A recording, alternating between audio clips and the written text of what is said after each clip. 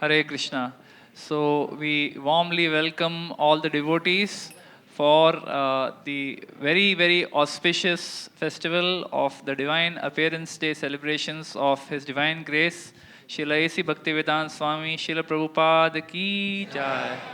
So after this wonderful celebration we had of Krishna Katha during the Janmashtami festival, today we are going to be celebrating the appearance day of Srila Prabhupada. So it is the 121st appearance day celebration we are having of Srila Prabhupada. And it's a very special day as we also have the presence of His Holiness Radhanath Swami Maharaj with us here today. So uh, as part of the program today, we will be having a Vyas Puja book offering by His Grace Krishna Chandra Prabhu. We will be having the glorification of Srila Prabhupada by the various devotees who are here. And finally, we will be having His Holiness Radhanath Swami Maharaj speaking.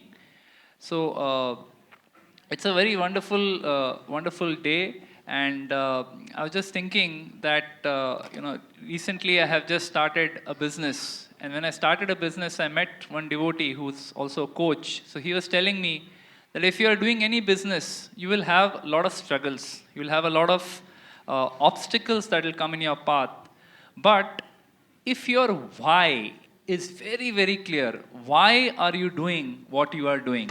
If that is extremely clear in your mind, then no matter how difficult the obstacle may be, you are able to overcome any kind of obstacle because your why is bigger than that obstacle.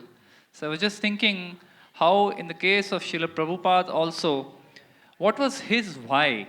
Why was it that he was doing what he was doing? So Srila Prabhupada had two very, very strong whys.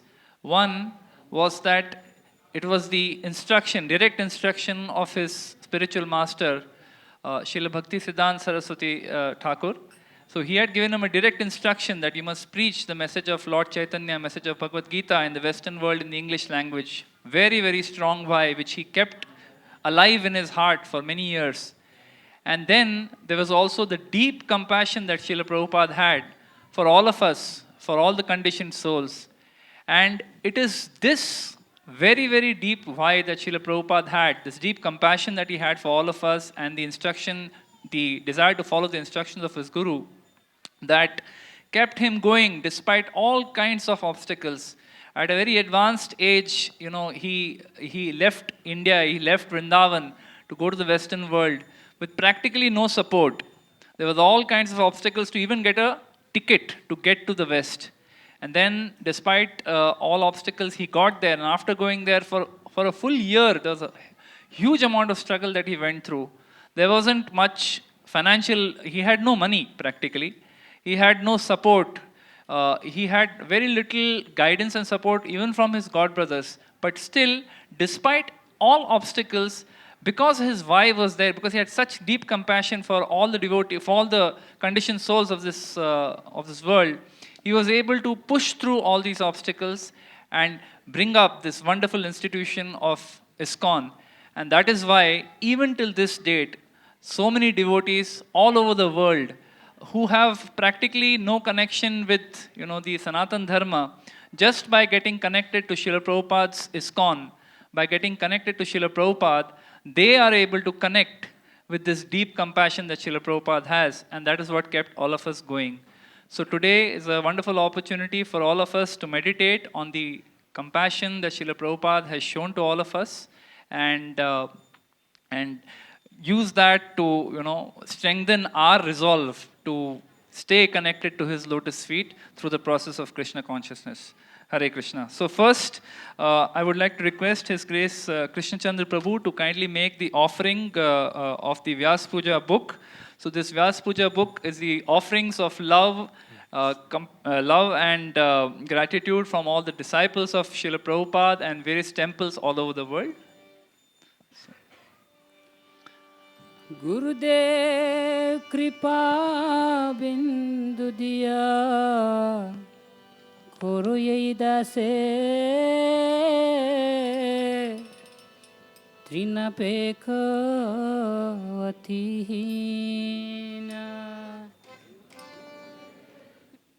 Srila Prabhupada, you began your preaching with a mood of sacrifice, and traditionally, sacrifice in the minds of the masses is when you give up something, when you are deprived of something.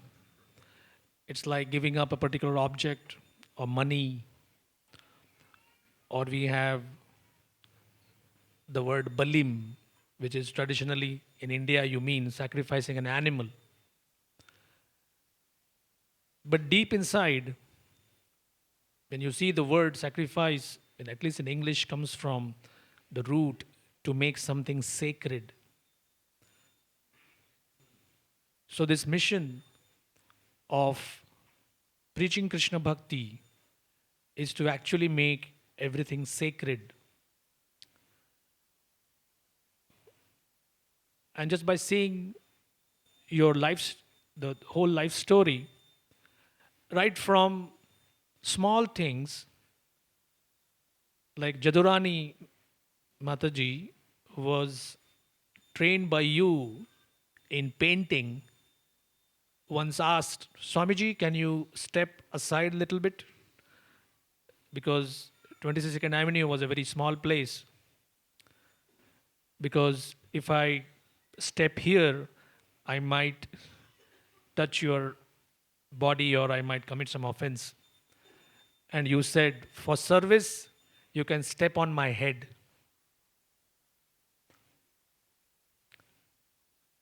This is how you encourage your disciples in the importance of this mission. I was just reading in this year's Vyaspuja book, the time Prabhupada, you were leaving India for going to Moscow, it was a very cold. Moscow's winters are very, very cold. And somebody said, you would be missing your mango season because this time of the year, mangoes are available in Calcutta.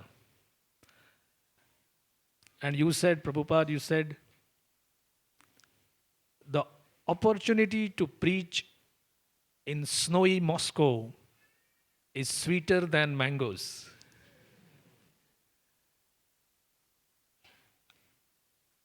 At the same time, while conducting this mission with so much of that self sacrifice, you never gave up your sense of humor, which was deep, and at the same time assuring your followers. One devotee said, last night I could not sleep because I was bitten by mosquitoes. And then Prabhupada said, well, I didn't have that much of a problem.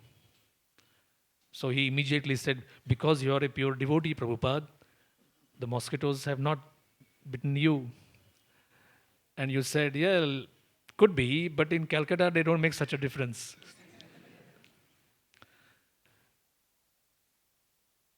So today, as I stand here, I feel that this is what you expect from each and every one of your followers, to understand this mood of sacrifice, which is how this whole preaching mission is based on. I was recently in Kolhapur, and your grand vision of a huge multi-story edifice like a planetarium, which you said would be so effective in preaching Krishna consciousness to the world today, as it is slowly taking shape. Of course, it is based on the sacrifices of so many devotees.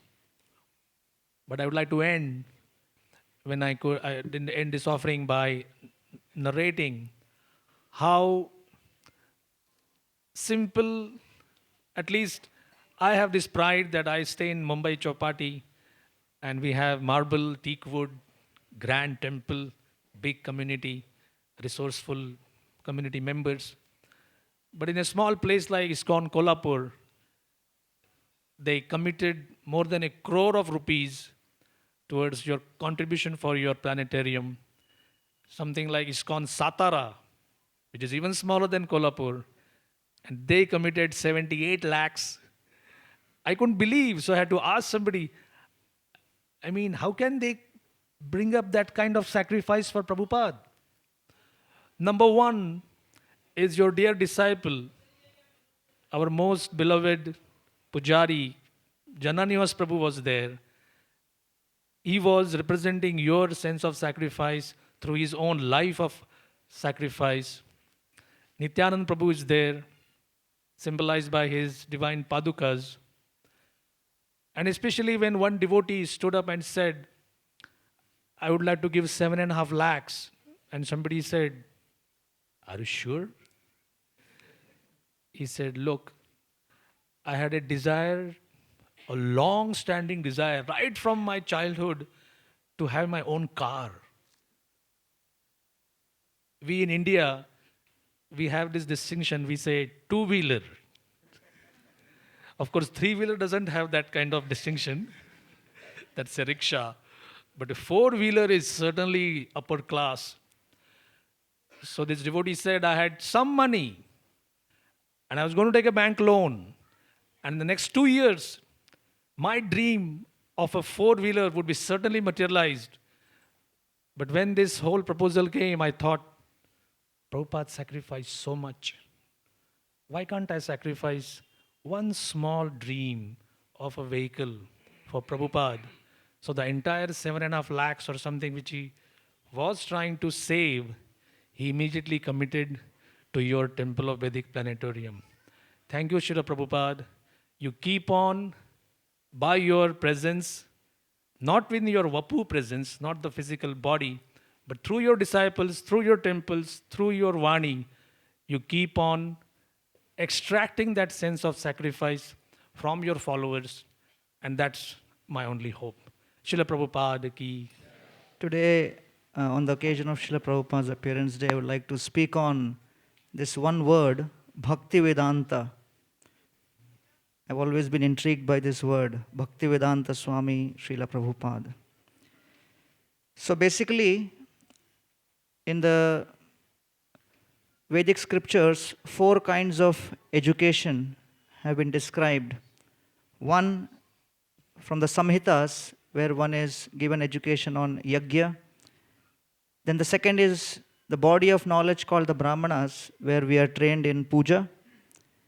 Then the third element of the Vedic literatures is the Aranyaka, where one gets education on Vairagya. And fourth body of knowledge is the Upanishads, which gives information about Mukti. And this body of knowledge of Upanishads is also very typically known as the Vedanta. And within Vedanta, there are 2 categories which are described. One is the Advaita Vedanta school, and there are 4 other schools of Vedanta which are called the Bhakti Vedanta. So Srila Prabhupada actually created a very historical revolution by establishing the exact definition of Bhakti Vedanta. So basically within these 5 schools, one of the Advaita and the 4 Vaishnava schools, what are the nuances or the differences?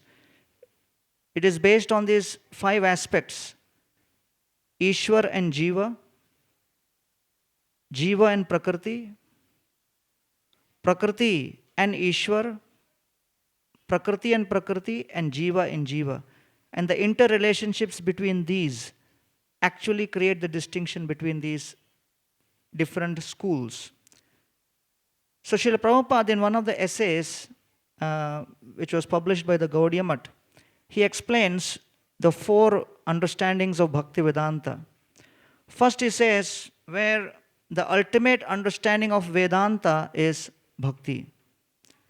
Second, when the Vaishnava devotees understand the different interpretations of the Shastra from the perspective of how each and every verse is glorifying Krishna, that is also known as Bhakti Vedanta.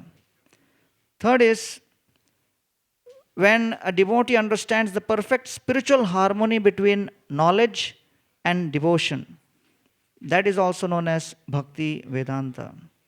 And fourth, to distinguish the sannyasis from the school of Advaita Vedanta from the other schools of Bhakti, in order to have a very specific distinction, those who are actually following the Bhakti school, they are called as Bhakti Vedanta.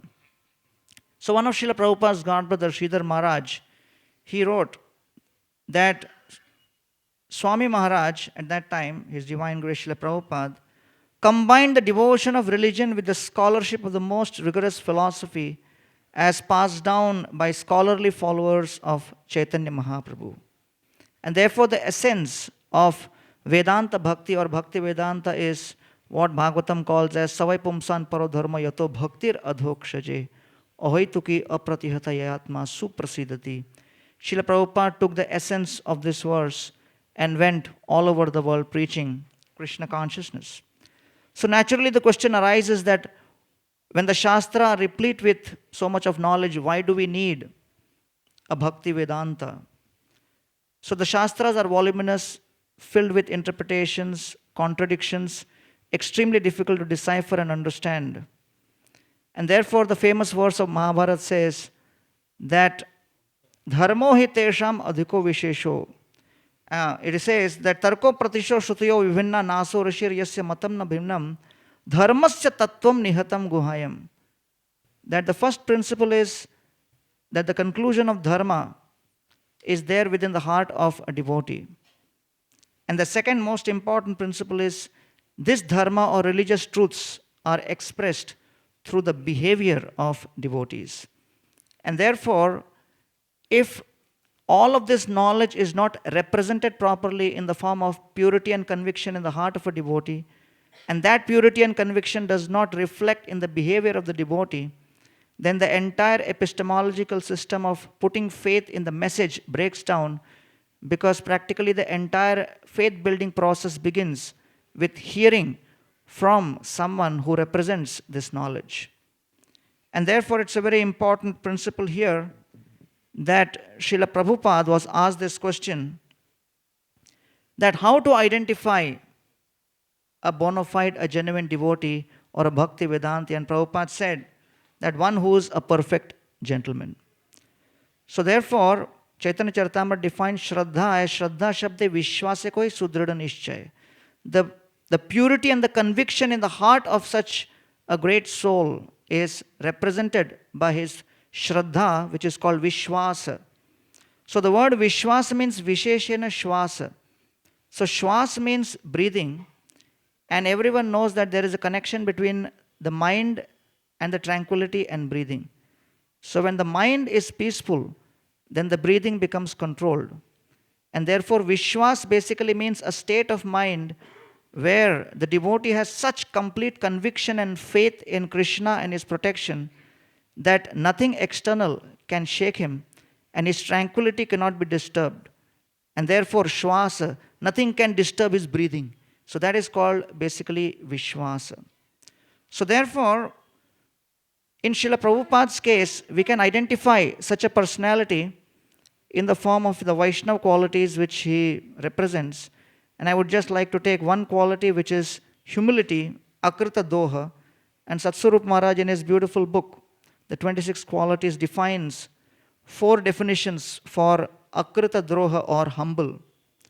The first definition he gives is someone who is not defiant. And Srila Prabhupada accepted the order of Saraswati Thakur. And in fact, just before going to the West, he went to the temple in Shantipur. And one of his god brothers asked him, "So, Swami Maharaj, we heard you are going to America?"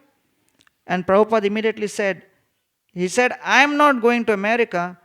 On the order of Srila Saraswati Thakur, the Srimad Bhagavatam is going to America, and I am traveling with the Srimad Bhagavatam as their servant."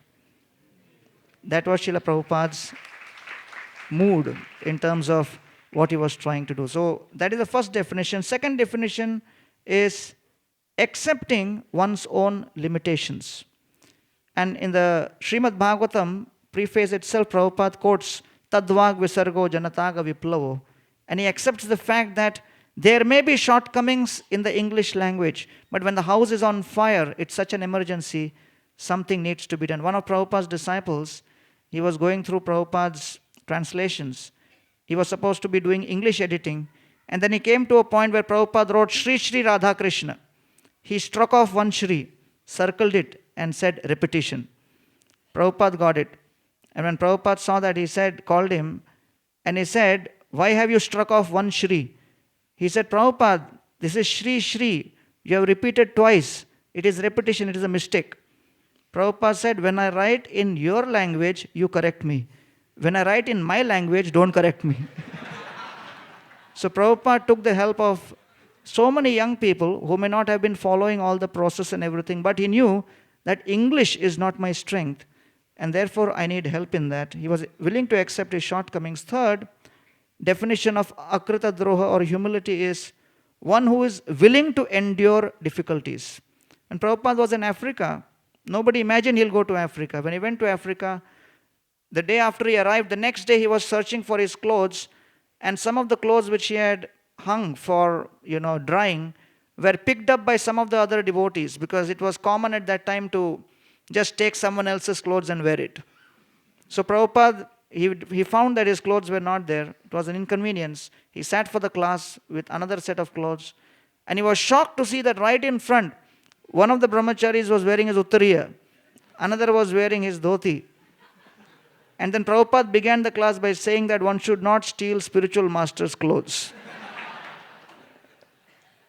But he was willing to endure that difficulty because he knew he has to go and preach in areas where no one knows what's Krishna consciousness. And the fourth definition, beautiful definition of akrita droha or humility, is one who is not anxious to have the satisfaction of being honored by others, especially in success. And so one reporter asked Srila Prabhupada. At that point, a very famous poet was Allen Ginsberg. So they asked him, are you Allen Ginsberg Guru? He said. And Prabhupada said, are you Allen Ginsberg Guru? Prabhupada said, no, I am simply servant of everyone. And Srila Prabhupada had that mood that he was not in the mood to be Guru, but he was just there to present Krishna consciousness to each and every one. And because of this humility, he was able to reflect the teachings of both Bhakti and Vedanta in such a perfect way that millions of people all over the world got hope. On this day, I pray to Srila Prabhupada that he blesses us so that we can also attempt to be perfect representatives and try to perfect our lives and share whatever little bit we can with others. Thank you very much. Hare Krishna. Thank you, Gaurang Prabhu, for beautifully linking the Bhaktivedanta title of Srila Prabhupada with his humility. 21 years back, the devotees from the temples in Mumbai came together to celebrate your centennial in the form of Premanjali. And recently, we have celebrated the 50th anniversary of ISKCON. Yes, time is passing by. We have your teachings, but sometimes there is a possibility of somehow or other bringing some dilution in what you have given us.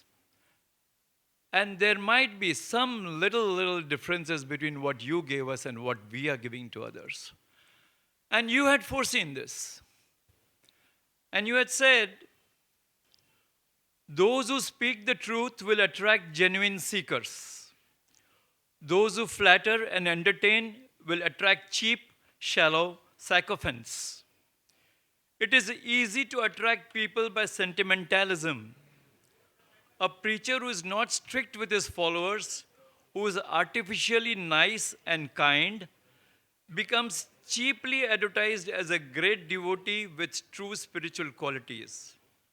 Such a charlatan gives his followers an artificial sense of being advanced and indulges in mutual flattery with them, which certainly makes them feel good about him.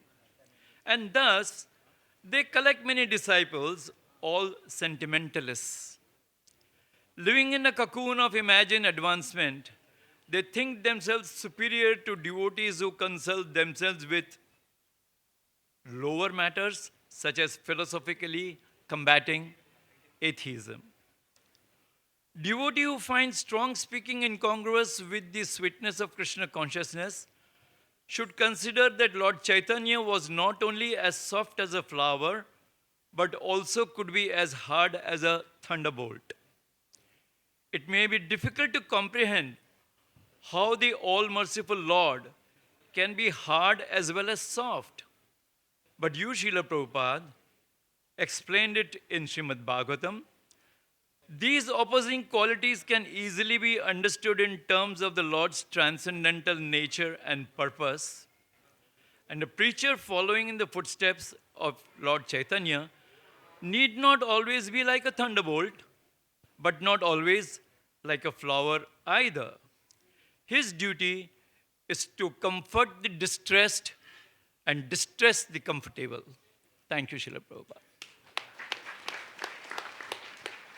So it's a great fortune for me to be serving in Radha Govinda temple of Srila Prabhupada. That's the first temple in India which Srila Prabhupada installed Shri Radha Govinda in 1971.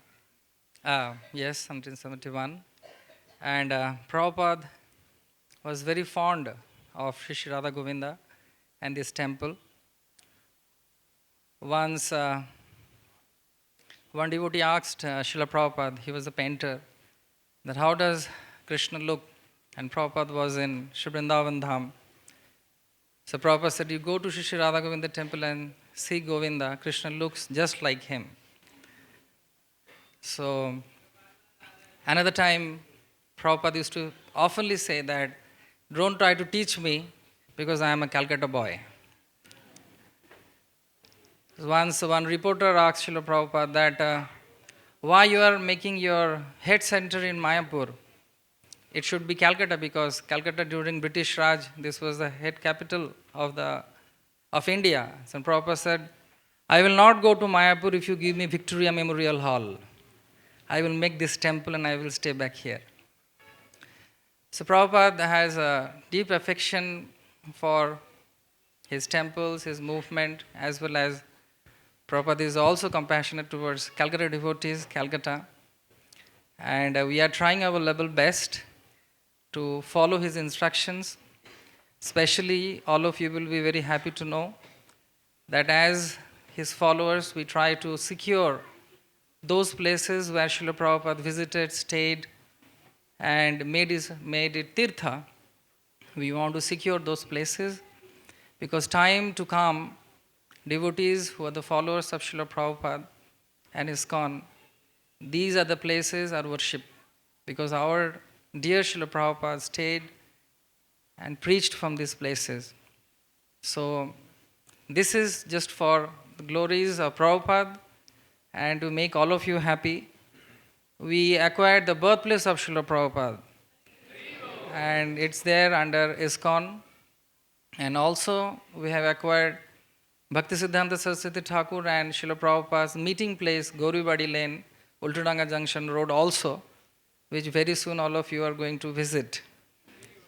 And there are many other places where Srila Prabhupada visited, stayed, his school, his university, his college, Govinda Bhavan, where he has been raised.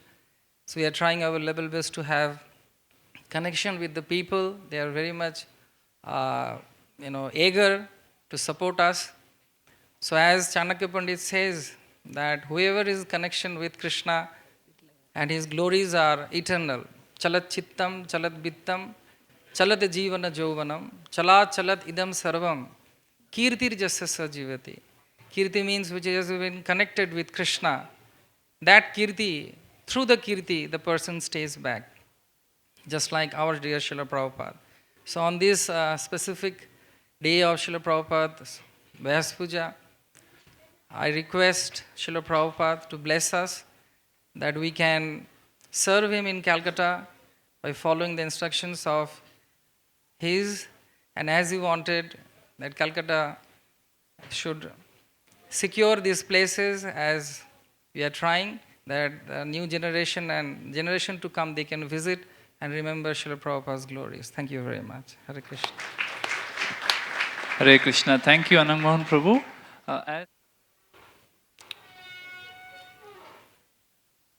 I thank the authorities for giving me an opportunity to share something on the appearance day of Srila Prabhupada. And since yesterday, we have been seeing quite a few statistics, like Srila Prabhupada constructed 602 temples. We have over 500 million books distributed by Srila Prabhupada. And as I was seeing the statistics, actually, I was thinking that, yes, of course, the statistics are glorious. But what would the statistics mean without devotees? And what has Srila Prabhupada's contribution been in terms of making people come to the lotus feet of Lord Sri Krishna? And I was just meditating on that. And recently I had an opportunity to go to Italy. And of course, the reason for which I went over there was initially only known to my wife. But yesterday, His Holiness Radhanath Swami asked me why you went to Rome, and I disclosed to him.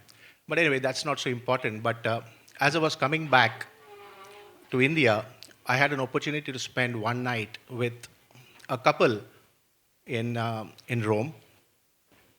And I was truly touched by the way they were carrying on the practice of Krishna consciousness.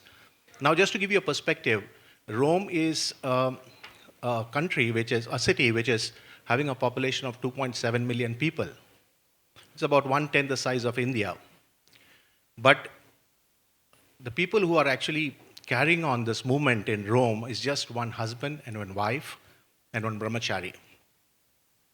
And this couple, they have, over the last 6 years, they're worshipping Gaunitai deities over there.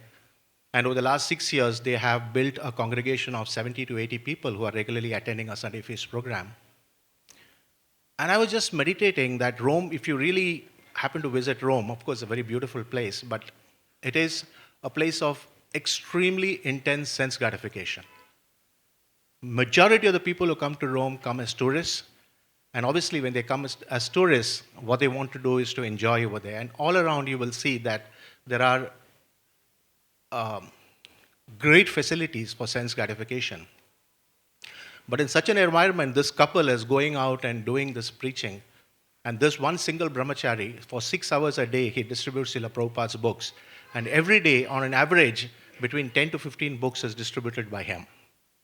And I was thinking that from a perspective of just a relation between what these devotees are doing in Rome compared to what we are doing here in India, or for that matter in Bombay, it's incomparable. And if you look at these devotees, they are second generation devotees. They are not direct disciples of Srila Prabhupada. But these devotees are trying their level best under extremely challenging circumstances to practice Krishna consciousness. And I was really touched from the core of my heart just by seeing them. And I was so inspired. And just as I was reading the statistics, I was thinking to my mind that this is what you have given us, Srila Prabhupada. An opportunity now for each and every one of us to practice Krishna consciousness. And in a situation like this, where we see devotees who are practicing Krishna consciousness in such challenging circumstances, and preaching and making devotees in a place like Rome, is nothing but short of a miracle. And this is what Srila Prabhupada actually made it happen for us. So the inspiring stories of all these devotees who are practicing Krishna consciousness actually is, for us, the hope that Srila Prabhupada's movement is continuing. And it will continue for the next 10,000 years, without a doubt. Because we have dedicated and inspiring devotees like this who are leading the movement of Srila Prabhupada, even though they may not have directly come into contact with Srila Prabhupada. So we are all so fortunate, and on this glorious day of Srila Prabhupada's 121st appearance day in this planet, we can only meditate on Srila Prabhupada's great contribution in our life, and feel extremely grateful for what He's given us, and pray and just accept whatever mercy is coming up to us, and hope that we remain in Krishna consciousness till the end of our life. Thank you very much. Srila Prabhupada ki jai. Thank you. So Srila Prabhupada transformed the world, completely took over by his spiritual potency and also the certain messages. If you were to take just two key messages which he kept on saying over and over and over again, one was primarily that Krishna is the proprietor of everything, he's the enjoyer and he's the controller. And the second is that we're not this body. These are the two basic themes right through, and one would wonder why he would say this over again. We've understood it. But when we look back and see that, and compare in over the last 50 years and even looking to the future, the world's biggest problems, which are actually running through various countries all over, if you take the single biggest problems and then try to relate what how this message really is not just a spiritual message, but also through the spiritual message is a solution for everything. For instance, the major one, if I take four problems, two social and two economic, you take the issue of, say, racism, casteism, tribals fighting each other. This is practically in every country, everywhere. And it's getting worse. They've created the United Nations, but there are more fragmentations and wars. And what was Prabhupada's response? That we're not this body. He took the Western world, he went to the Western world, got Western devotees, and through that he fulfilled Bhaktivinoda Thakur's dream that one day all the Russians, Americans, Chinese, Africans will dance together singing Jai Sachinandan, Gaur Hari. Then another problem was that there's tremendous gender differences, and it is really becoming a major issue. Women feel that there should be equal rights for women, and actually so many ways there's been exploitation. And only difference between now and earlier that is more subtle exploitation by men. But Prabhupada again has been saying we are not this body, but his actual practical response has been that in the movement he has enhanced women's status, he has given them so much love, shelter, protection, and he has documented that. And he's also given Brahmin initiation, which has really been, you can say, a game changer, a major change. I mean, it's a historical event. Also the emphasis on mothers, how they could be the fulcrum for the children's character building. So he's given the answers through his own teachings. So they're actually not just philosophical, but also practical. And if you look at the economic issue also, that the major concern people have been talking of all over the world is that there's so much poverty and that it should be reduced by growth. What they say growth is we have to increase investment and consumption. But actually we see that there's much greater disparity now than ever before. And the environmental disasters looming, large water shortages and so on. And Prabhupada was constantly saying, Krishna is the proprietor, Krishna is the controller, Krishna is the enjoyer. And what was his practical, specific response? That simplify your life, simple living, high thinking. In fact, what he meant is that reduce consumption, reduce your needs. So increasing consumption is what the world says. Prabhupada said, reduce your needs. And by reducing needs and you share with compassion, then there's enough for everyone. So basically, he had a solution, a practical solution. And the last point, also today the world is constantly saying, this is what we are made to believe, that education and literacy is the main solution to all problems, economic, social, everything. Just people are illiterate, that's the main problem. There are more, but today we see in the world that there are more PhDs, there are so many universities, highly commercialized now, but there's a class system. Then they may not believe in caste system, but there's a class system. There is a clear message. There's an arrogance of the learned versus the illiterate. There's no kindness. And Prabhupada, by saying that Krishna is the proprietor, was responding by saying, he used the word slaughterhouse education. And when he says slaughterhouse education, it was 50 years ago, but it was like a thunderbolt. I mean, even now, who has the courage to use this word against, and put it against education? But Prabhupada didn't mean that we should remain sitting at home illiterate. What he meant is, so there's room for everything. He was not against academics. But what he meant is that the critical aspect is that the character building and spiritual knowledge, sacrifice, morality has to be dovetailed. So Krishna has to be in the center. And he, I think, was the start of the alternative education. And you see today that the world, everywhere, not just in India, but all over, people are looking at different systems where they can try to combine nature. So in short, Prabhupada was always linking Krishna with everything. And just by linking Krishna, he has really given us the solutions to all the problems, which he was saying that Krishna provides all the solutions. So we may be too close to judge because we're only 50 years, and also we are too small in our minds to understand the legacy of Prabhupada, hundreds and thousands of years later. Clearly, it will be known that what he has actually left behind is really something which will be the guiding principles for how the world should function in an ideal way. So we at least have a glimpse of how it said that for the next 10,000 years Krishna consciousness will prevail. We can at least have an understanding because what he has said is actually true. Hare Krishna. Srila Prabhupada delivered many conditioned souls from illusion, sometimes just by his merciful glance. Lava matra sadhu sangha sarva siddha hoy. Just by moments of association with a pure devotee, one can bring one to perfection of human life. Through his instructions and through his books, Srila Prabhupada brought about awareness of a disciple's eternal relationship with Guru and Krishna. So a disciple asked Srila Prabhupada, "Are you in the heart of every disciple?" Srila Prabhupada said, "Yes, if you let me enter." He was simple and childlike at heart. He could do something very unusual as if it were perfectly normal. Once, while driving through a crowded street in Calcutta, he was seated in the front seat next to the driver, and there were 4 disciples sitting behind. As the car started moving, they realized that the car does not have a horn.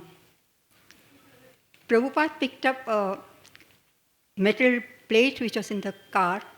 He asked the driver to stop the car, and he asked one of his disciples, but 4 of them were sitting behind. He asked one of them to get off and pick up a stick from the road.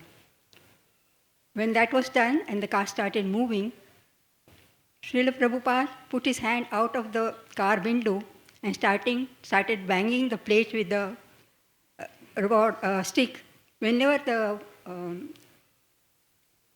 it was needed for passing cars and shooing away animals and people. The devotees were extremely overjoyed and were amazed by a simple horn which he had devised. He was a world-famous spiritual leader. He could have easily asked one of his disciples to go do the thing that he was doing, but he continued to do this act for nearly 2 hours all throughout the journey. He liked to do it himself, just as he distributed prasad himself with his own hands, and everyone was very happy to receive it. He arranged for thousands of prasadam plates to be distributed in Mayapur. He started a love feast in the US. That was the beginning of prasadam distribution that is there in ISKCON today. With the pastimes, with patience and love, Srila Prabhupada trained his disciples in deity worship, how to dress themselves, how to honor prasadam, and everything else. No guest could go out of his room without prasadam, not even not even a person who was not very steady in Krishna consciousness. Everybody had to take prasad from him.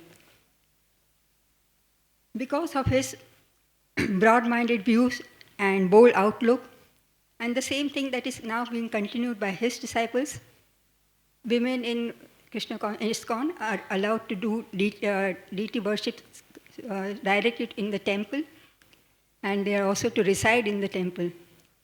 We thank you, Srila Prabhupada, for your infinite sacrifices that you have made, for your compassion, and for your mercy. We pray that you bless us, that we may be able to serve you and your mission, and to serve the Lord. Thank you, Srila Prabhupada, for everything. So when the authorities requested me, I was thinking what to speak.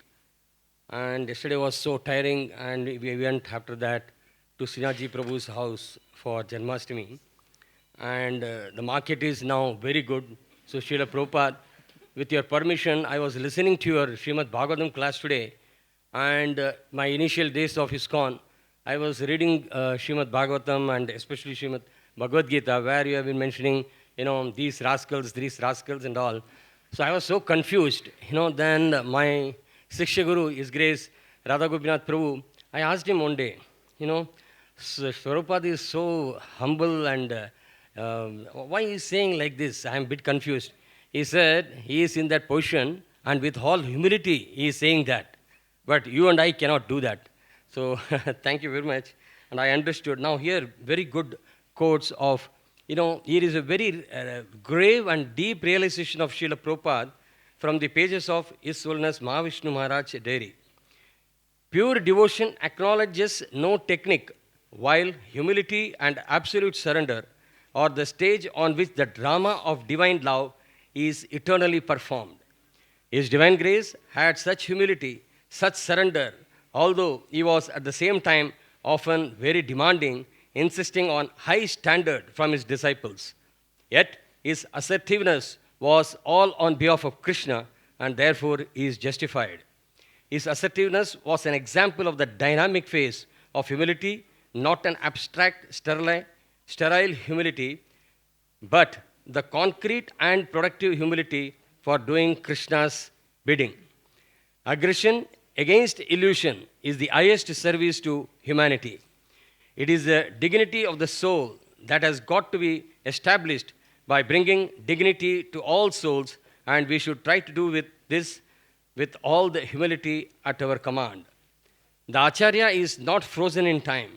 He has melted in love of Krishna and flows without restriction to anyone and everyone who shows even the slightest interest in pure devotion.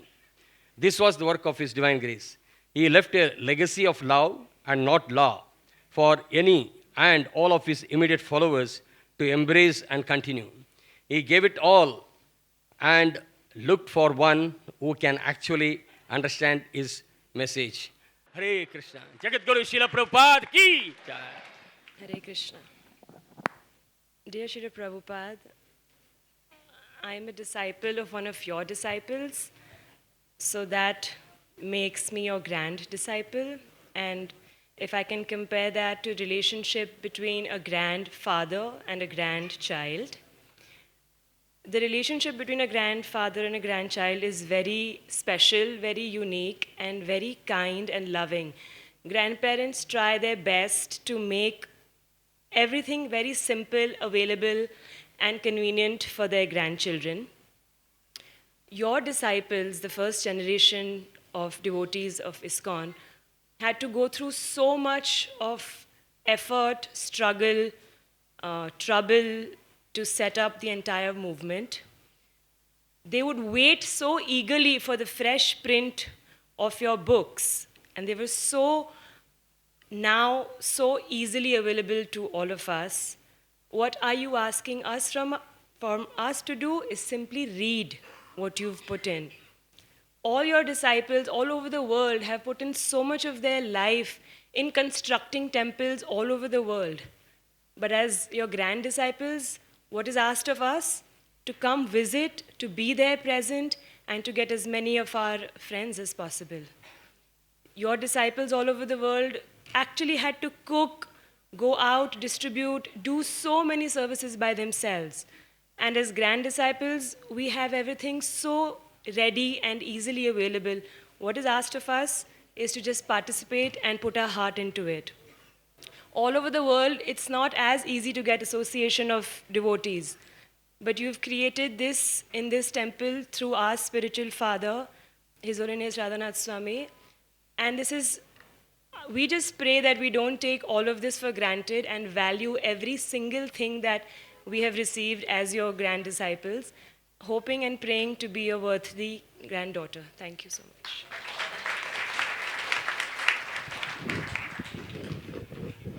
As a youngster, my father encouraged me to read Hitopadesha. And one of the beautiful verses in Hitopadesha is, Ayam nijaha paro veti ganana laghu chetasam udara charitanam tu vasudhaiva kutumbakam. Which simply means that narrow-minded people think in terms of, he is my relative, he is a stranger. But the broad-minded people, for them, the entire world is their family. Now, I always used to wonder whether there are such, saintly people in this world who can make the entire world their family. But when I came to Krishna consciousness, when I took shelter of His Holiness Radhanath Swami Maharaj and your shelter, Srila Prabhupada, I realized that this indeed is possible. And in fact, in Krishna consciousness, we are not concerned with only our own progress, but also with the progress of the whole world, so to say. That is what Krishna consciousness movement is all about. And you have wonderfully demonstrated this. Therefore, they say that you built a house in which the entire world could live. So the entire world now is steering towards Krishna consciousness, and this is your singular contribution, Prabhupada. You are Jagat Guru, you are the spiritual master for the entire world, and what you have achieved can never ever be achieved by any individuals. And when history comes to be written about your achievements, I'm sure the person who writes the history will have a tough job on his hands, because you have contributed in so many different areas and so many spheres of activity. Not only your wonderful purports on Srimad Bhagavatam, Bhagavad Gita, Chaitanya Charitamrut, which have changed the lives of people, but also your wonderful voluminous activity in construction of so many temples, in having so many farm communities, and in fact, in short, encouraging everyone to take to this sublime process of Krishna consciousness. So on this very auspicious day of your appearance, I prayed to you at your lotus feet to please enthuse me in my Krishna consciousness. At 78 years, sometimes the enthusiasm does get dampened, but in association of devotees, the enthusiasm sprouts again. So I beg of you to please help me to remain in Krishna consciousness till my last breath, and also carry out activities and help my spiritual master in his own plans to spread Krishna consciousness. Hare Krishna. Thank you very much. Hare Krishna. Dearest Srila Prabhupada, please accept my most humble obeisances at your lotus feet.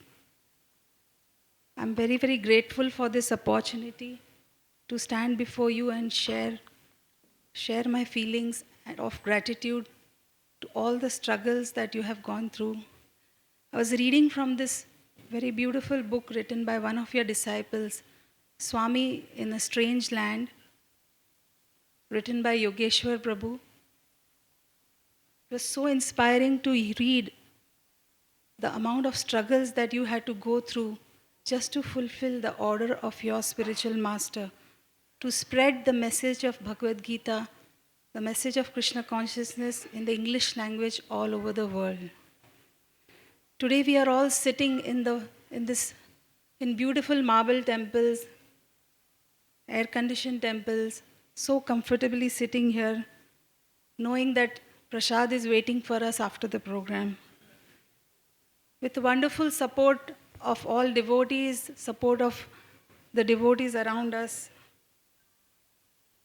And we can do all this today only because you went through those struggles all alone, with no support from anyone, not even your god brothers.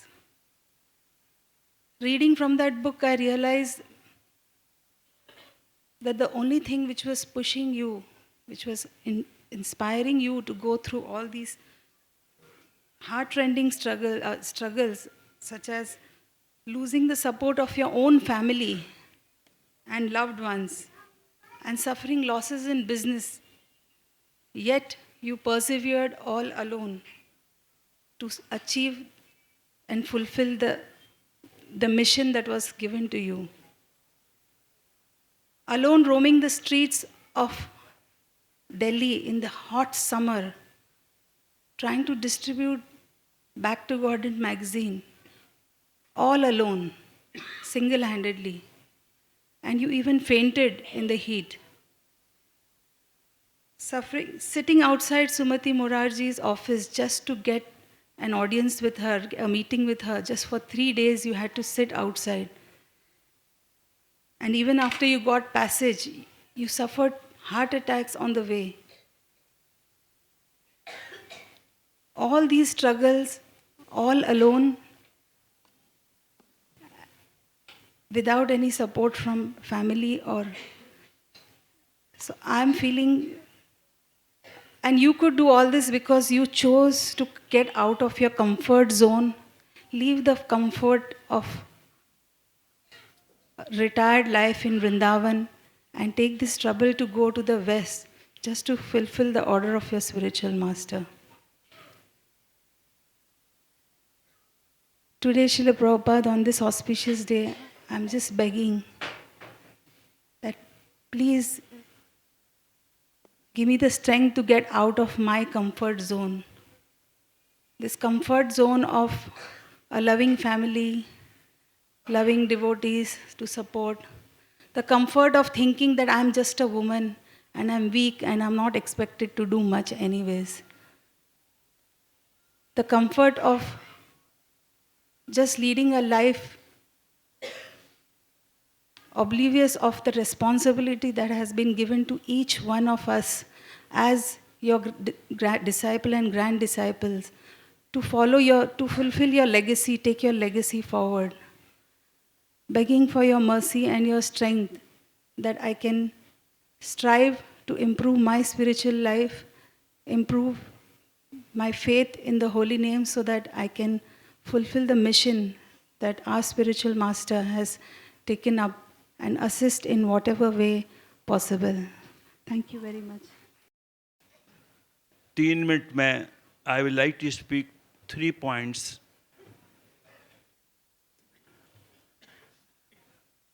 Before 38 years, I have written one article in Hindi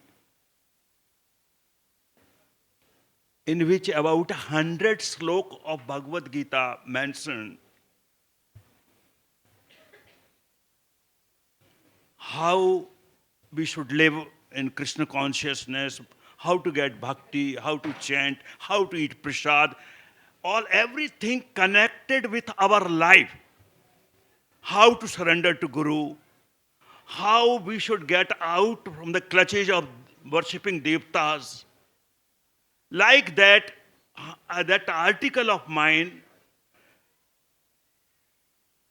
mentioned about 100 slok.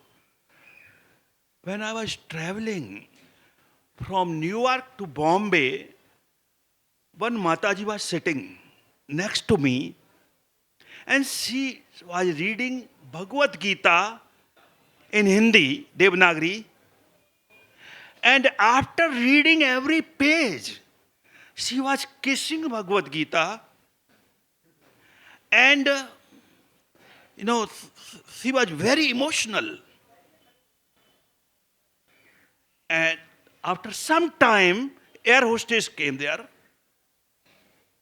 And she said, so this is dinner time, what you would like to take? So I said, I don't take anything. And that lady said, I will take non-vegetarian. Srila Prabhupada, this is the position in India. People know Bhagavad Gita by heart. She was actually narrating Bhagavad Gita without reading, just changing the pages. Srila Prabhupada, you gave us so simple way of life that how we can balance by doing our work, taking care of family, and very simple method. Madhvanand Prabhu has invited me in one program in Sahara Hotel with many doctors who were there. And one doctor from very famous hospital of India, Dr. Chaturvedi, he came on the stage and he said, I've got everything in my life. My son and daughter-in-law, they're highly educated. I'm in a high, I've got a big mansion of my own. I've got bank balance. I've got anything I want, I have got.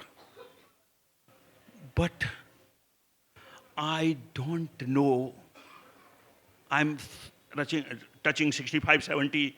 I don't know what is the purpose of life. This is the position of everybody in India. This is the slaughterhouse education going on in the society. Prabhupada, you have given so much simple method how we should live in this society, simply chanting, eating prasad, having association of devotee, and by that method, talking about Krishna consciousness to other people, and we can make our life successful, and we can give Krishna consciousness to others. Hare Krishna. Dear Srila Prabhupada, I'm standing here on behalf of the team of Bhaktivedanta Hospital to thank you for the mercy which we are witnessing practically every day. A lot of miracles are happening, and nearly 2 lakh people we treat every year. They get impacted in various ways of Krishna consciousness, subtle and gross. Approximately 1 person embraces the Krishna conscious lifestyle every day. So this is only possible because of your amazing mercy which is coming to us through His Holiness Radhanath Swami Maharaj and all our God brothers. So thank you very much for such a fantastic opportunity for all of us to serve. And the impact is not only on the patients but on the neighborhood, the rickshawalas. Many amazing stories are there, but which we will, because time is short, so we will not narrate those stories. Gaurang Prabhu is saying you should narrate some stories. But I will still restrict because it's long stories. We have the fantastic opportunity of associating with many brahmacharis from the temple every week. Our core group members, apart from the doctors, there is Shamanand Prabhu, there is Gaurang Priya Prabhu, Radha Gopinath Prabhu. All these people, Gaurang Prabhu, they come and guide us. And by this guidance, the amazing clarity is coming in how this hospital is able to serve your purpose. Day before yesterday, His Holiness Radhanath Swami Maharaj gave that marathon lecture, 6 hours, yesterday. And at the end he said, we have been given that legacy, and legacy brings responsibility. So I was just thinking that what does it mean to me? What it means, what kind of legacy we have received. So all of us have definitely received everything from Srila Prabhupada. But for me, I narrowed down to 3 things. And first thing was the attitude of servitude. This is what Prabhupada has given to all of us. Many years back, Krishna Chandra Prabhu told in his Vyaspuja offering that I never knew that being servant is such a high thing. Which is a fact. That that attitude of servitude is actually being taught now in various ways, even management schools, and everyone is talking about it. It's a perfect attitude to have. And Prabhupada, in his own way, exemplified that. To one of his disciples, he wrote that in designation I may be your spiritual master, but actually I am simply a servant of Krishna. And you are a servant of Krishna, therefore I am your servant. It's a matter of fact. This is how he exemplified. The second thing which I thought is an important legacy Srila Prabhupada has left for us is the clarity of concepts, various concepts. Like the very popular concepts are there. Even in within ISKCON we have so many popular concepts. Like Prabhupada never built hospitals. He did not want hospitals. It's a popular concept. The other day, Shyamanand Prabhu came with beaming smile. Because the more deep you go into Prabhupada's writings and lectures, you get more and more clarity. So he told, today I am just going to tell you something very amazing which I just heard. So then he said, I was hearing lecture of Prabhupada, and all of us think that Prabhupada never wanted hospital. He criticized hospitals. But here in this lecture, Prabhupada is very clear. We can open hospitals. Prabhupada is talking. We can open hospitals provided Krishna is the center. So he was very happy to share that with us. Of course, Maharaj always knew this and he was always encouraging all of us. But still, we have these popular concepts. So the clarity comes by going deeper into what Srila Prabhupada has given us. Popular concept is also a sadhu should never become angry. So Prabhupada, somebody said, Swamiji, I feel too much anger in me. What should I do? So he said, what's wrong with anger? So again, very clear in his concept. There's nothing wrong with anger. When I was just reading some conversation with some Irani students from Iran. And he was so bugged with the whole concept. So he was telling Prabhupada that I am tired of this God with judgment. God is only for judgment. I am tired of this whole concept. And Prabhupada there, again he said, judgment is good. Prabhupada is saying judgment is good. But without judgment, how will you know what is good and bad? But God has the other side, which is loving side. So again, very clear concepts. And like that, hundreds of concepts. That's our legacy. That we have new budding devotees who come and start talking to people and they understand, oh, these people have a lot of knowledge. Even though he might have just attended few lectures. That's the amazing clarity of concepts Srila Prabhupada has. Then, the third thing, which I thought also is legacy of Srila Prabhupada, as Prabhupada created leaders, he just didn't want followers. That's why he's Prabhupada, that many Prabhus are at his lotus feet. So, he told us to be independently thoughtful. So, I'll just read the exact thing which he said. Krishna conscious movement is for training men to be independently thoughtful and competent in all types of departments of knowledge and action, not for making bureaucracy. This is very clear. So, now the challenge comes that you have people who are independently thoughtful, people with clarity of concepts, and people who have the attitude of servitude. So such people are naturally very, very successful leaders. So for them he has again thrown a challenge that you need to cooperate. After all these three having so many leaders together, then you need to cooperate.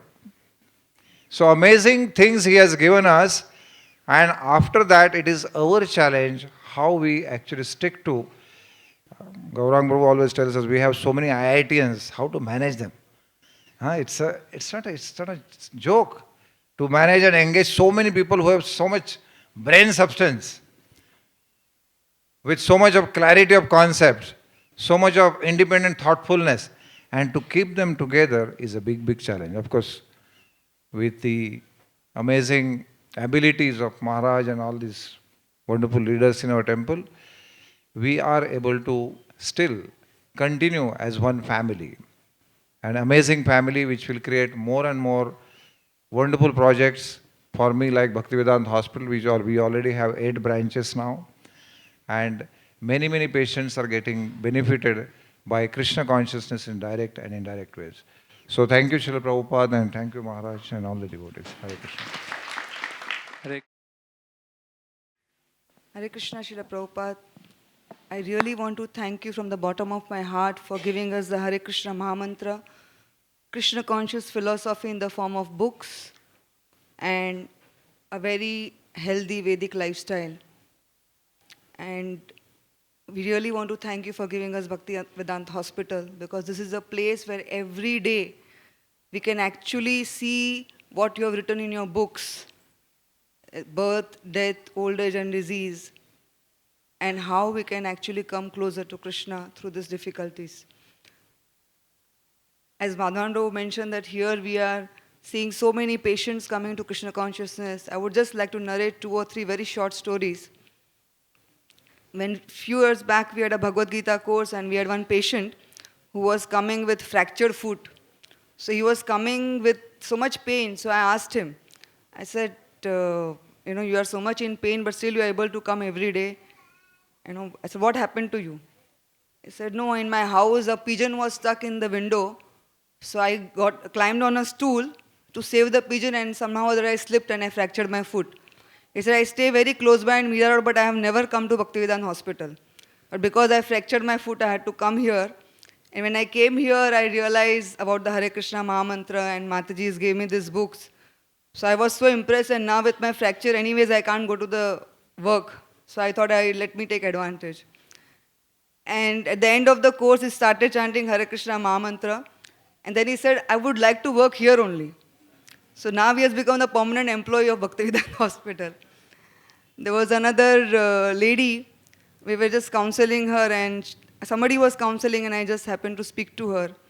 And very sad story that her husband got cancer, and they were in some part of Uttar Pradesh, and she had one son, and they had no money to treat him. So somehow they sold the house, all the money for the son's education was also put into treatment, and then they came to Mumbai to Bhaktivedanta Hospital.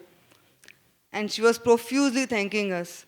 She said, I have lost materially so many things, but after coming to this hospital, I have got this knowledge that life has much more, so many things beyond just money, house, or our near and dear ones.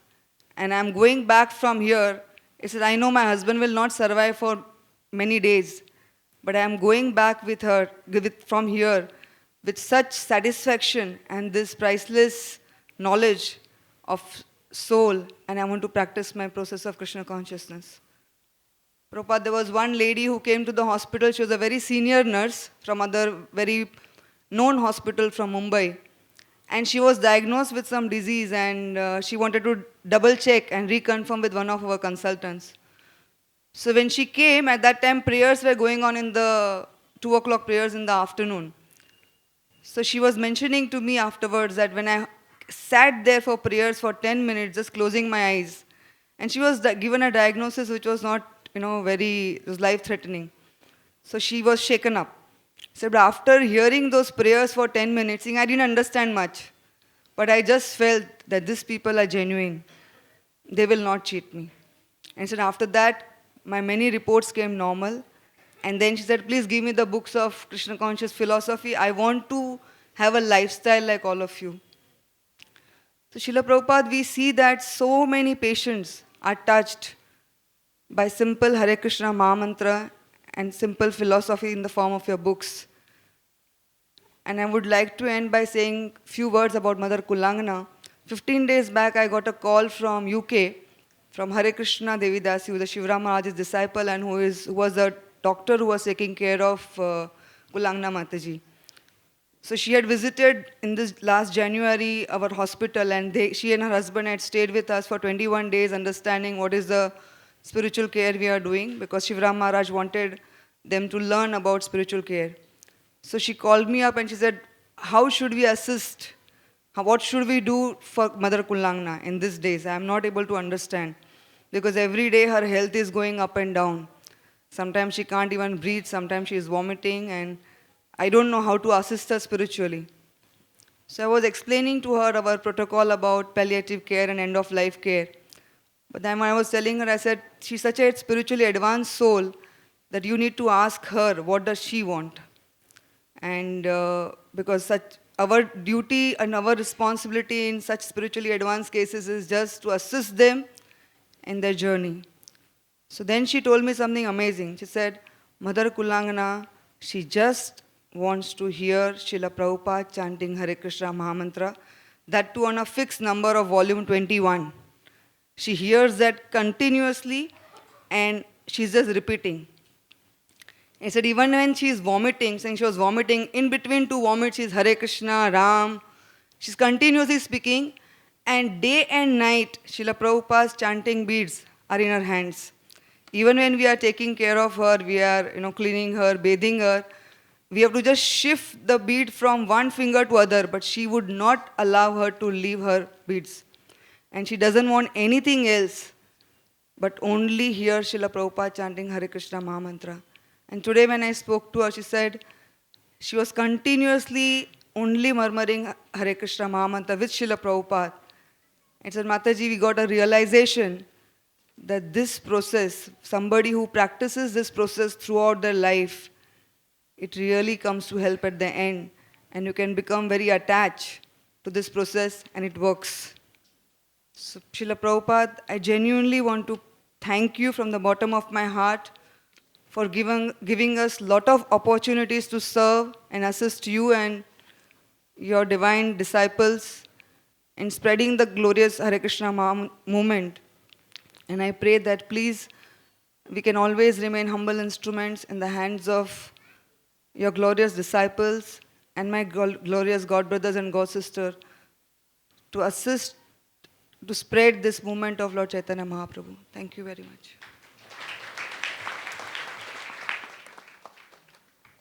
Dear Srila Prabhupada, in Borivali, there are two gardens next to each other. One is the Sanjay Gandhi garden and the other Gopal's garden. In the first garden, there are a variety of flowers. The second garden, which was created by the inspiration of your wonderful disciple, His Holiness Radhanath Swami, with a mission to mold all the budding devotees there by the teachers in the role of gardeners, providing nourishment to these flowering devotees. In the first garden, there are wild animals. In the second one, conscious and heartfelt efforts have been made to help everyone to give up their animal propensities as taught by you, Srila Prabhupada. In the first garden, one animal falls prey to another one. In the second, we sincerely strive to help others to pray and not fall prey to Maya. We are also trying very hard, Srila Prabhupada, to live by our mission statement, which is living with excellence and giving with benevolence, which is based on the teachings of Lord Chaitanya, which you have given us. Janma sarthaka kari, kari para upakar. In a letter to Bhavanand Prabhu in the 1970s, you mentioned, it is very encouraging that you have got license from this Board of Education to continue our children's school. Kindly organize it nicely and it shall be a great achievement. We have to concentrate to give them some idea about God. That should be our first business. In art class, they should be encouraged to draw pictures of Krishna, Kurukshetra, etc. There are so many subjects for drawing as is stated in our Krishna book. If they are well trained, they will become nice devotees. It will depend on the process of training. Regarding misbehavior, we have to check by training very, very peacefully. It is Lord Chaitanya's order that we have got to discharge welfare activities on behalf of Lord Chaitanya. We are trying very hard to follow these instructions, Srila Prabhupada. Right now, when people ask us where Gopal's garden is located, we say next to Sanjay Gandhi National Park. I'm sure, Srila Prabhupada, By your grace and the grace of your disciples, one day we shall become an excellence for imparting education with values. And when people will ask, where is Sanjay Gandhi National Park? Hopefully, the reply will be next to Gopal's garden.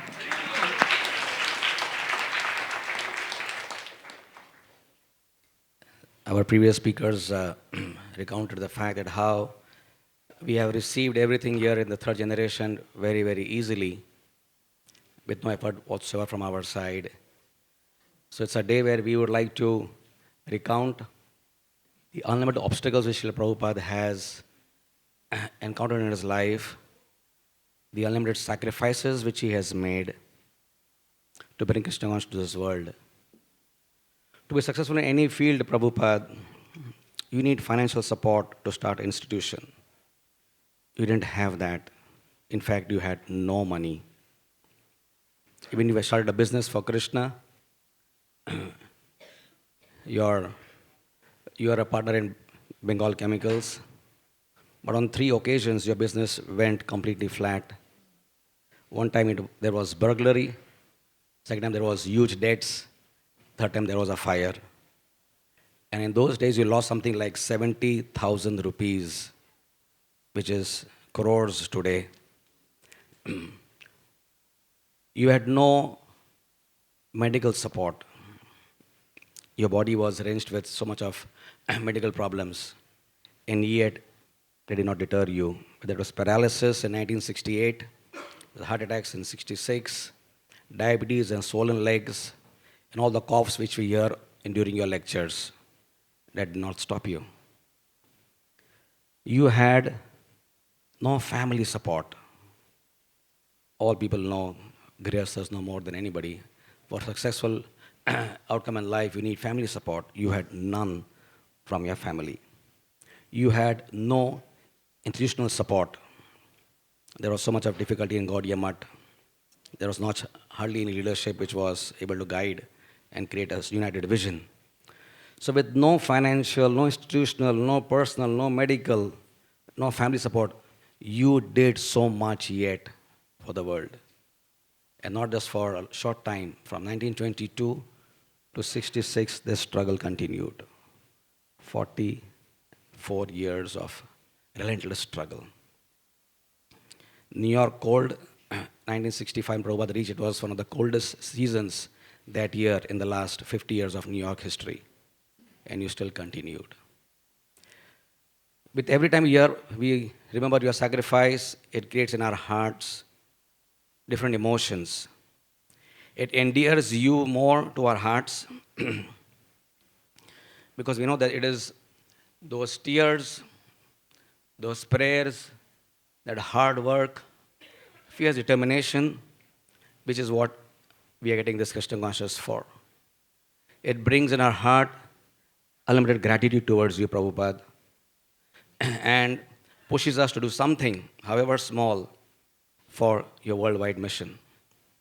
It creates in our heart a sense of deep, deep gratitude that you have given something which is absolutely invaluable. A small story to end. Since I belong to your dear project of your own hospital, in the afternoon when I was taking my rounds in the CCU, one of my Muslim patients was in a mode of multi-organ failure, about to leave his body. He was not responding, his eyes were closed, he was in a state of coma, he was on a ventilator, he was in a septicemic shock. So the relatives said, we will take the person home because there is medically nothing to do. One of our assistants in the hospital told us, Dr. Dalal, wouldn't it be very nice if he leaves his body today because it's still Prabhupada's appearance day? I said, it is true what you are saying, but Prabhupada's compassion is not limited to just his appearance day. It is all over the year. Please give me Ganga water, I said. It's our regular practice. And I don't do this for everybody, but for this patient who was my beloved patient for a long time, I took the opportunity to offer Ganga Jal to him. how glorious. Here in your holy name, on your appearance day, with Gangajal from one of your insignificant followers, today evening, he left his body. I'm sure this wonderful patient of mine, Mr. Mumtaz, is achieved your lotus feet. Hare Krishna. Srila Prabhupada, through your books, we learned through this story of interaction of Supreme Personality of Godhead Sri Krishna with his friend Sudama. Krishna remembers his friendship in relation to the service they rendered to his spiritual master. Krishna also remembered the blessing they got because of this service. Sandeepa Muni blessed both of them that you put your life on stake. I bless you that all your desire may be fulfilled and all the knowledge what you have acquired you remember in true sense, not only in this life but also in next. Because those who are in the camp of 60 plus, they don't remember the name. So I don't remember the name, but I have read in memory. One of the surrendered soul was practicing Krishna consciousness for some time. And the senior Prabhupada disciples were requesting this devotee that now you take initiation. And he was somehow saying, no, I will not. One fine day, after the Vyasa Puja, the devotee was surprised that he said, now I want to take initiation. So the devotee asked him, why you want to take initiation now? All these days you have been refusing. Because I got the answer to my question. My question was whether he had the question, he did not mention the question, but he said, when I asked the devotees, what was Srila Prabhupada chanting when we were chanting in his glorification the Aarti Sansar Dava? The devotee said to my question, he answered that Prabhupada was also remembering his spiritual master. So when I came to know that Prabhupada is remembering his spiritual master, I got convinced that now I should take initiation. You, Srila Prabhupada, never forgot. You always remember your spiritual master, His Divine Grace A.C. Bhakti, His Divine Grace Bhakti Siddhanta Saraswati Goswami Maharaj. Because you consider your position always as a disciple and das. Yesterday,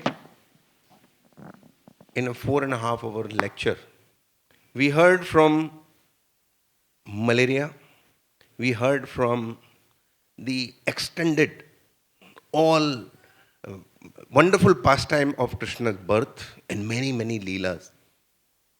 But for me, what was very heart-touching, half a minute remembrance, that a guru remembered the disciple.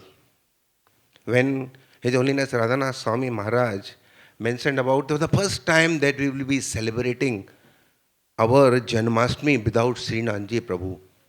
So this remembrance continues.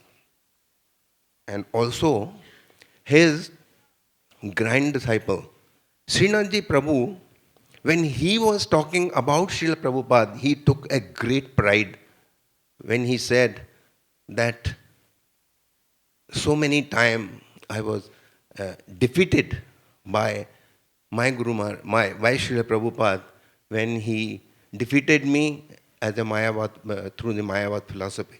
Whatever interaction, little interaction he had, he contributed and he served his spiritual master in fulfilling his service to Srila Prabhupada.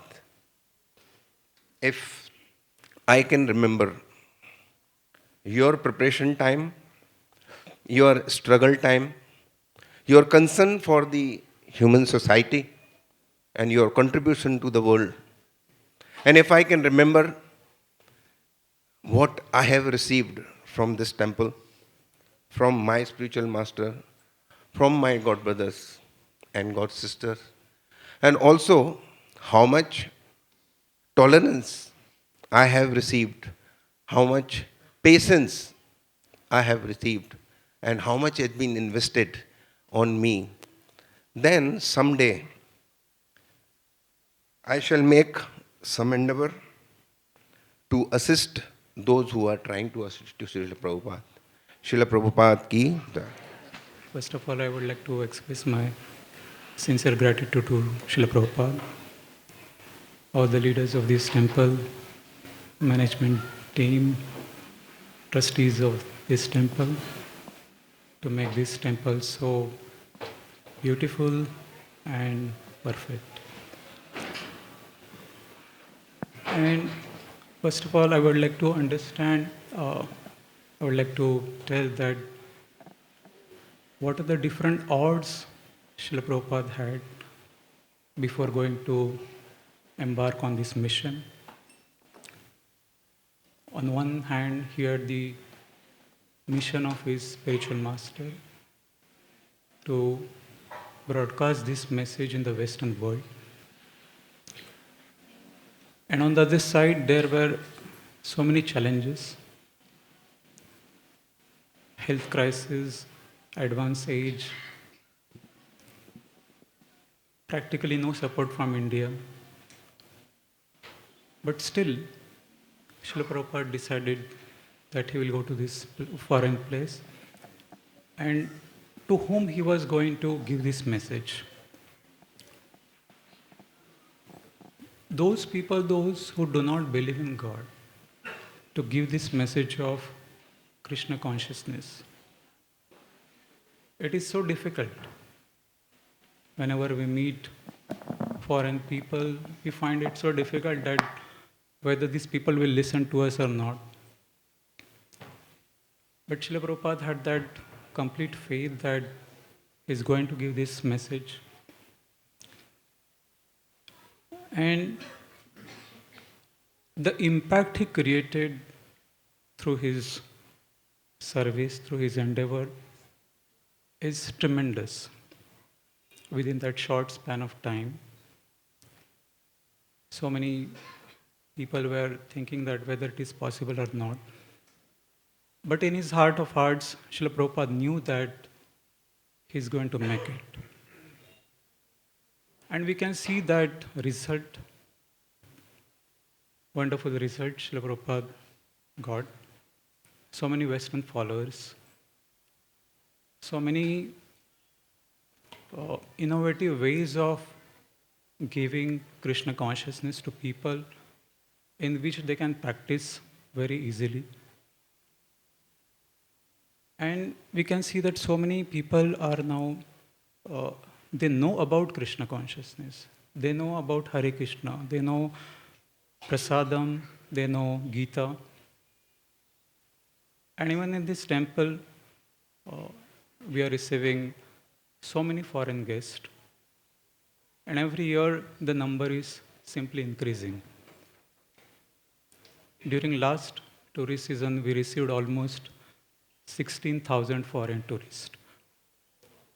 So we can imagine the impact Srila Prabhupada has created, that people look forward to this temple to visit, to understand philosophy.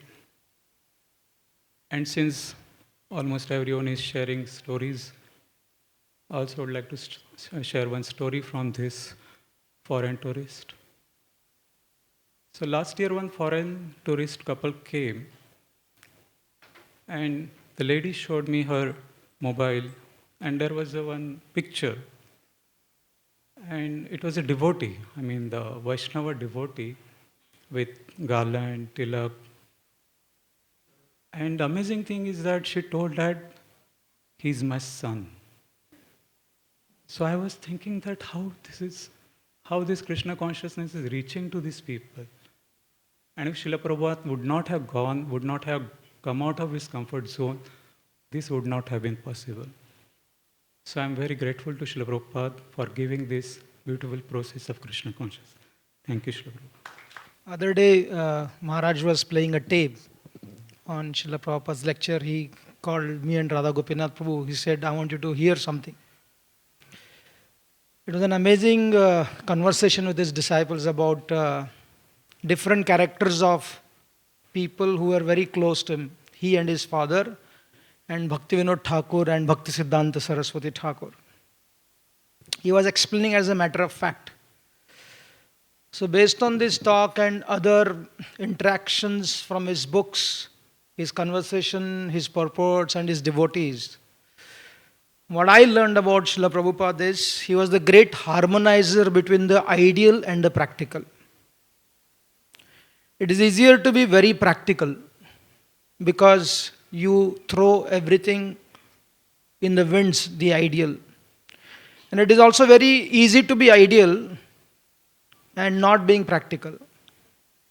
He had this great quality of being very idealistic in regards to principle, but extremely practical in regards to application. Like other day, His Grace Radhika Vallabh was giving a talk on eve of Krishna Janmashtami. He told a story that someone came to Srila Prabhupada. He said, I can't give up drinking wine. So Prabhupada said, it's okay because there is a water content in the wine also. Therefore, Krishna says, I'm the taste in the water, so it's okay. But the rules were very clear. No meat eating, no gambling, no intoxication and no illicit sex. So the rules were not compromised, but the compassionate application was there. Another very interesting story which we always hear of one aspect that Srila Prabhupada was willing to renounce his family. Sometimes it becomes that as the cause that his wife did not agree. She said when Prabhupada asked her, tea or me? So she said tea. So we think that was the impetus for him to take renunciation. But that was simply an instrument. The impetus was the order of his guru and Krishna's had prepared for him. So Prabhupada took sannyas, he walked away from his family, but he never became desensitized. Tamal Krishna Maharaj explains in one of his diary, when he got to know that his family, especially his ex-wife, was in great difficulty, as a matter of fact, Prabhupada said, let her come to Mayapur. And somebody said, Prabhupada, how can she come? He said, it's okay. It's a big organization. I will not talk to her. So he created a sensitive facility for her without ever interacting with her. He maintained his vows very strictly, but strictness did not make him hard-hearted. Gaurang Prabhupada was mentioning the story of Allen Ginsberg. It was the same thing. When somebody asked him, is Allen Ginsberg or Ginsberg is your disciple? Now that was a very difficult question because he never followed any of the principle which Prabhupada was talking about. But to say that he is not my disciple is hurting him. But to say is my disciple is hurting the principle of Krishna consciousness. So Prabhupada, it was not a simply strategy or diplomacy, it was natural. He said, I am everybody's servant. So he did not offend Allen Ginsberg. At the same time, he did not compromise with the principle. One time I met Peter Bhagwash. He had come here. He was speaking about his own interaction with Srila Prabhupada. He said, can I chant 8 rounds, you will initiate me? It was a big, because he was a famous personality. Right. So a famous person being disciple of Prabhupada is a big temptation. People do compromise for something like that. So Prabhupada said, no, you can remain devotee, chant however much you want to chant, but the rule of initiation is 16 rounds. He said, I was stuck to Prabhupada. Because he did not reject me as a devotee, but at the same time he did not compromise the principle of initiation. Therefore, this qualities of Srila Prabhupada is so amazing that as the followers it is quite normal that we take sides. We create conflict between the ideal and the practicality. But Prabhupada was able to harmonize after hearing that lecture which Maharaj is playing. Very interesting, and Prabhupada, because he said, don't discuss anything about this, but that lecture is recorded also. So I pray to Srila Prabhupada. I was sharing with Gaur Gopal Prabhu, I want to share this, and Braj Bihari Prabhu. I pray for this, Srila Prabhupada. I want confidence, but not arrogance. I seek loyalty, but not becoming small-minded and vanity fanatic. I seek strictness, but not rigidity. I do seek broad-mindedness, but not waywardness. I seek devotional sentiments, but not being sentimental. I seek your shelter, but not wanting to become a burden. Thank you very much, Srila Prabhupada.